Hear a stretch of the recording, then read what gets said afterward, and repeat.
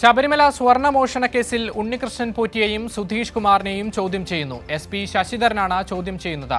ചോദ്യം ചെയ്യൽ നാളെ. ദേവസ്വം മുൻ അംഗങ്ങളുടെയും മൊഴിയെടുക്കാനിരിക്കെയാണ് ഇന്ന് പോറ്റിയെ ചോദ്യം ചെയ്യുന്നത്. ഷീജ ചേരുകയാണ് വിവരങ്ങളുമായി. ഷീജ, എന്തൊക്കെയാണ് ഈ ചോദ്യം ചെയ്യലിന്റെ വിശദാംശങ്ങൾ?